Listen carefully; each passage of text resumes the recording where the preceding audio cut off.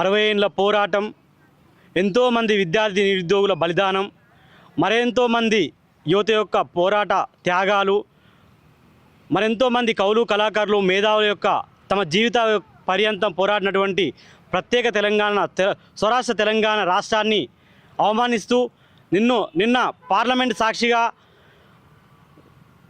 ఆంధ్ర తెలంగాణ విడిపోవడాన్ని, పాకిస్తాన్ భారతదేశం విడిపోవడాన్ని పోలుస్తున్నటువంటి BJP MP వ్యాఖ్యల్ని తీవ్రంగా ఖండిస్తూ ఉన్నాం.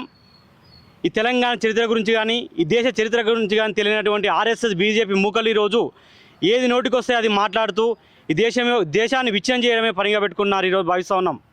ఈరోజు తేజస్వి సూర్య మాటలు అవి కేవలం ఏదో మాటలు కావు, కేవలం అనుకోవడం వచ్చిన పదాలు కావు.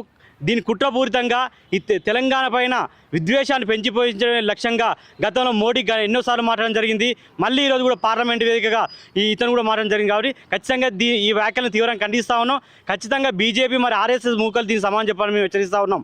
తెలంగాణ నుంచి 8 మంది ఎంపీలు గెలిపిస్తే ఈరోజు వాడు డైపర్ గాడు మాట్లాడితే కనీస అవగాహన లేని అజ్ఞాని మాట్లాడుతూ ఉంటే ఈరోజు ఒక ఎంపీ కూడా మాట్లాడకపోవడం సిగ్గుచేటి.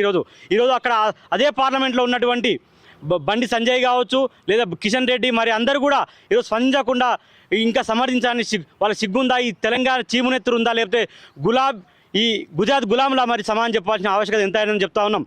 అంతకుమించి ఈరోజు తెలంగాణ వాదానికి, ఇక్కడ ఉన్న వామపక్ష భావజాలానికి, లేదా దళిత బహుజన ఉద్యమాలకు అన్నిటికీ నేనే అండదండగా ఉన్నాను, విద్యార్థి ఉద్యమాలకు అండగా ఉన్నాను.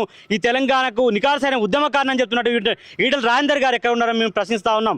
ఈరోజు తెలంగాణ వాదాన్ని, తెలంగాణ రాష్ట్రాన్ని అవమానిస్తూ ఉంటే ఈటల రాజేందర్ గారు సమాధానం చెప్పాలని మేము డిమాండ్ చేస్తూ ఉన్నాం. సిగ్గు శరం లేనటువంటి ఈ ఢిల్లీ ప్రతినిధులు నియామకం చేసినటువంటి రామచంద్రరావు సిగ్గు లేకుండా ఎంపీ చేసిన వ్యాఖ్యలను సమర్థిస్తావా? అలాగే మళ్ళీ గుట్టుచాపుడు కాకుండా ఆ వ్యాఖ్యలకి వెనుక తీసుకున్నాడు, క్షమాపణలు చెప్పుకున్నా అని చెప్పి అంటున్న కిషన్ రెడ్డి బహిరంగంగా ఈరోజు మీ తెలంగాణ ఎంపీలు మరియు మీ రాష్ట్ర మంత్రి గారు, రాష్ట్రం నుంచి ప్రాతినిధ్యం వస్తున్న మంత్రులు, మరి రాష్ట్ర అధ్యక్షుడు తేజస్వి సూర్యతోటి క్షమాపణ చెప్పించాలని మేము డిమాండ్ చేస్తూ ఉన్నాం. కాంగ్రెస్ దాన్ని వక్రీకరిస్తుందని చెప్పేసి కిషన్ రెడ్డి రామచంద్రరావు అంటున్నారు. కాంగ్రెస్ ఒక్కరించగా తెలంగాణ సమాజమే దీన్ని దుమ్మెత్తిపోస్తూ ఉంది.